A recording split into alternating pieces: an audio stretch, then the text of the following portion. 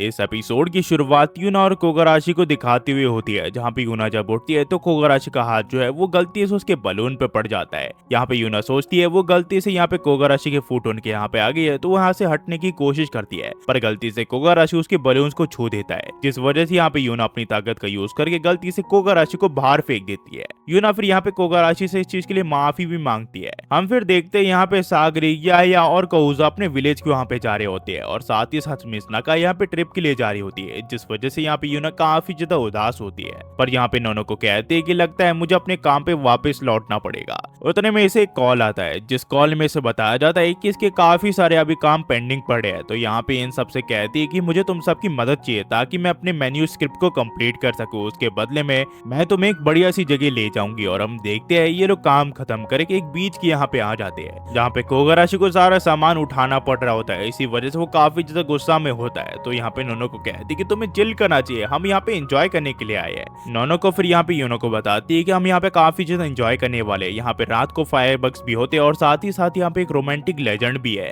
उतने में यहाँ पे ओबोरो कोगराशी को कहती है कि कोगराशी, जिसे तुम स्विम सूट कहती हो उसे मैं पहन के आई हूँ, क्या तुम मुझे बता सकते हो ये कैसा लग रहा है। कोगराशी कहता है कि आखिरकार ये तुम्हें किसने पहनने के लिए कहा। ओबोरो कहती है कि नोनो ने मुझे कहा था कि जितना कम मटेरियल होगा उतना बेटर होगा। तो ओबोरो कहती है कि ये सही तो कहा मैंने। तो यहाँ पे यूना कहती है कि तुम काफी ज्यादा ड्रंक हो चुकी हो। जिसके बाद ओबोरो जो है वो अपने कपड़े बदल के आ जाती है, और वो कहती है इसमें लगता है मैं अच्छी लग रही हूँ। नोनो को फिर कोगराशी को कहती है कि कोगराशी, मुझे तुमसे एक फेवर चाहिए। कोगराशी पूछता है कि तुम्हें किस तरह का फेवर चाहिए। नोनो को कहती है क्या तुम इस बॉडी लोशन को मेरे पीठ में मल दोगे। यहाँ पे कोगराशी कहता है ऐसा मैं बिल्कुल भी नहीं करने वाला। तो यहाँ पे नोनो को कहती है कि मुझे ऐसी रिएक्शन चाहिए था, पर क्या तुम सचमुच इस चीज को मेरे पीठ पे रब नहीं करोगे। अगर नहीं करोगे तो मैं काली हो जाऊंगी। तो कोगराशी इस चीज के लिए मान जाता है, और वो इसके पीठ में बॉडी लोशन को मल देता है। पर यहाँ पे नोनो को काफी अजीब आवाज निकाल रही होती है। तो कोगराशी कहता है कि आखिरकार तुम इतने वियर्ड आवाज क्यों निकाल रही हो। जिसके बाद यहाँ पे ओबोरो कहती है कि कोगराशी, क्या तुम मेरे पीठ में भी मल सकती हो। कोगराशी इस चीज के लिए मान जाता है, और वो ओबोरो के पीठ में भी बॉडी लोशन को लगा देता है, और ओबोरो को इस चीज से काफी अच्छा लग रहा होता है। पर कोगराशी कहता है क्या तुम्हें पता भी है बॉडी लोशन क्या होता है। तभी यहाँ पे नोनो को कहती है कि मुझे लगता है कि यूना को भी अपने पीठ पे बॉडी लोशन को लगाना है। तो कोगराशी यहाँ पे यूना के पीठ पे भी बॉडी लोशन लगाने लग जाता है, पर वो सोचता है तुम तो एक घोस्ट हो, आखिरकार तुम्हारे पीठ पे बॉडी लोशन की क्या जरूरत है। उतने में यहाँ पे जो नोनो के वो काफी अजीब आवाज निकलने लग जाती है, जिस वजह से कोगराशी यहाँ पे डिस्टर्ब हो जाता है, और गलती से उसका जो हाथ है वो यहाँ पे इसके तरबूजों में चले जाते हैं, और इस वजह से यूना काफी एम्बेरस फील करती है, और वो कोगराशी को हवा में उड़ा देती है। कोगराशी जब हवा में होता है तो वो सोचता है कि आखिरकार अब मेरी क्या गलती थी। पर तभी इसकी नजर एक लड़की पे जाती है, जो कि एक ब्रिज के यहाँ पे खड़ी हुई होती है। वहाँ पे आके कोगराशी इसके बारे में नोनो से पूछता है, तो ये बताती है कि वो एक रोमांटिक लेजेंड है, और वो घोस्ट अभी भी वहीं पे है। ये इसे बताती है कि वो एक सैड लव स्टोरी है। एक लड़की की जबरदस्ती शादी हो रही थी, पर उसके बॉयफ्रेंड ने कहा कि वो ऐसा होने नहीं देगा, और उसके बाद उन्होंने डिसाइड किया कि वो लोग यहाँ पे केप के यहाँ पे मिलेंगे। पर उसका बॉयफ्रेंड कभी आया नहीं। दरअसल उसके बॉयफ्रेंड का रास्ते में आते हुए एक्सीडेंट हो गया था, इसी वजह से वो लड़की से कभी मिल ही नहीं पाया। और जब इस बारे में उस लड़की को पता चला तो उसने क्लिप से छलांग मार के अपनी जान दे दी, और वो अभी भी उस लड़के का वहीं पे इंतजार कर रही है ताकि उसका बॉयफ्रेंड आके उसे पिकअप कर सके। तो कोगराशी कहता है कि अपनी आखिरी इच्छा ना पूरी कर पाना ये काफी बुरा हुआ उसके साथ। तो यूना कहती कि हाँ ये काफी बुरा हुआ, और यूना को इसके लिए काफी बुरा लग रहा होता है। तो कोगराशी कहते कि चलो ठीक है, उनकी मदद करते हैं ताकि वो अपनी इच्छा पूरी कर सके और एक दूसरे से मिल सके।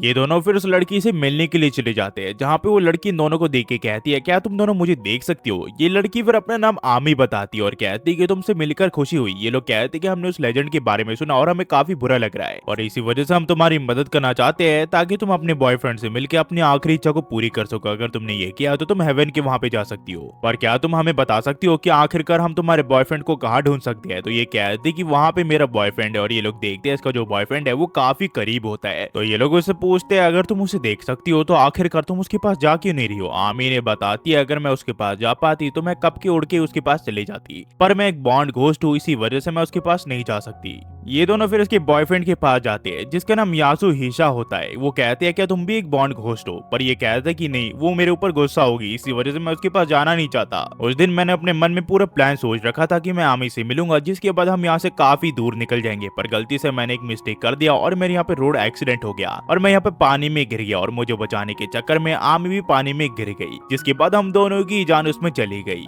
अगर उस दिन वो मुझे बचाने के लिए नहीं कूदती तो शायद वो आज जिंदा होती। ये सब मेरी गलती है। तो यहाँ पे यूना इसे कहती है अगर तुम उसे दिल से देखना चाहते हो तो तुम वहाँ पे जा सकती हो। कोगराशी फिर इसे बताता है अगर तुम दोनों में से कोई भी हेवन को वहाँ नहीं गया तो तुम दोनों एक इविल स्पिरिट बन के यहाँ पे रह जाओगे। तो ये कहता है कि आखिरकार मैं ये सब करने के बाद उसकी आंखों में कैसे देख पाऊंगा। तो कोगाराशी कहता है अगर तुम रेडी हो तो तुम मुझसे जाके मिल सकते हो, वरना मैं कुछ नहीं कर सकता। ये फिर यूना को समझाता है इसमें हम कुछ नहीं कर सकते, अगर वो दोनों ही नहीं मिलना चाहते तो हम इसमें कुछ नहीं कर सकते। तो यूना कहती है कि वो दोनों अकेले है, जितनी भी इस दुनिया में घोस्ट है वो सब अकेले है। इस दुनिया में ऐसा कोई भी नहीं है जिनसे वो लोग बात कर सके और कोई इन्हें समझा सके कि आखिरकार उन्हें करना क्या है। इसी वजह से वो लोग एक जगह स्टक हुए पड़े हैं और कोई भी उनकी मदद करने के लिए नहीं आ रहा है। चाहे जितना टाइम बीत जाए वो लोग उसी जगह पे खड़े हुए हैं। अगर कोई ऐसा होता जो कि उन्हें इंकरेज कर सके ताकि वो आगे बढ़ सके तो काफी अच्छा होता। तो कोगाराशी कहता है कि मैं ये ट्राई करके देखूंगा। जिसके बाद यहाँ पे ये उसके बॉयफ्रेंड के पास चले जाता है और कहता है कि अब काफी ज्यादा लेट हो चुका है, अब तुम आमी को कभी भी नहीं देख पाओगे। मैं अपनी ताकत की मदद से उसे फोर्सफुली हेवन पहुंचा दूंगा ताकि वो एक इविल स्पिरिट ना बन सके। मैंने तुम्हें कहा था कि अगर तुम दोनों एक जगह रुके रहोगे तो तुम दोनों ही इविल स्पिरिट बन जाओगे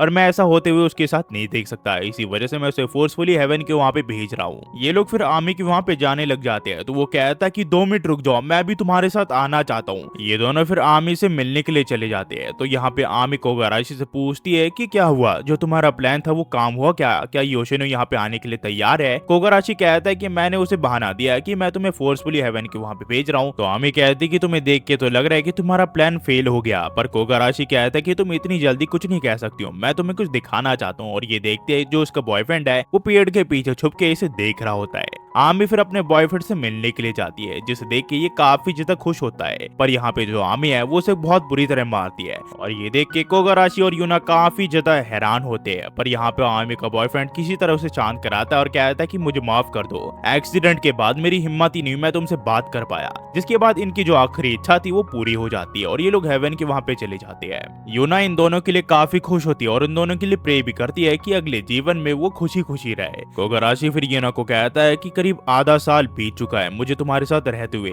मुझे लगा था अगर मैं तुम्हारे साथ रहूंगा तो मैं तुम्हारी आखिरी इच्छा के बारे में पता लगा पाऊंगा, पर ऐसा कुछ भी नहीं हुआ। तो तुम मुझे बता सकती हो कि घोस्ट बनने से पहले तुम कैसी थी। पर यूना इसे कहती कि जब ये जिंदा थी उस बारे में इसे कुछ भी याद नहीं है। जब ये पहली बार उठी थी तो यहाँ पे ये युरागी इनके उसी रूम में थी और पहली पर्सन जिसने इन्हें ढूंढा था वो मिस नाकाए थी और युरागी इनके ऊपर उसने इसे नाम दिया यूना। यूना फिर इसे कहती कि शायद वो इसके ऊपर भरोसा ना करे, पर शायद इसे एक बीमारी है। कोगाराशी कहता है ऐसा कुछ भी नहीं है, जिन भी घोस्ट से आज तक मैं पहले मिला हूँ वो सिर्फ अपनी आखिरी इच्छा को पूरी करवाना चाहते थे मुझसे। वो सब मुझसे पहली बार मिलते ही अपनी मरने की पहली जिंदगी के बारे में मुझे बताते थे, पर अगर उनसे तुम्हें कंपेयर किया जाए तो तुमने अपने मरने से पहले की जिंदगी के बारे में कभी बात ही नहीं की। तो यहाँ पे यूना कहती है अगर सच कहूँ तो ये मुझे काफी ज्यादा अजीब लगता है, पर अभी मेरे पास सभी दोस्त है और साथ ही साथ मैं काफी ज्यादा खुश हूँ और मैं तुम सबके साथ अभी रहना चाहती हूँ। तो आखिरकार मेरी आखिरी इच्छा क्या ही होगी। हमें फिर कोगाराशी के सपने में दिखाया जाता है जहाँ पे कुछ लोग यहाँ पे कोगाराशी को बचा रहे होते हैं क्योंकि वो काफी छोटा होता है और वो एक घोस्ट के ऊपर हमला कर देते हैं क्योंकि उसने कोगाराशी के ऊपर हमला किया होता है, पर वो लोग उसे अब हेवन पहुंचा रहे होते हैं। तभी यहाँ पे हेल के गॉड आ जाते हैं जो कि कहते हैं कि मैं यूना को हेल में भेज रहा हूँ। और हम देखते हैं जो यूना है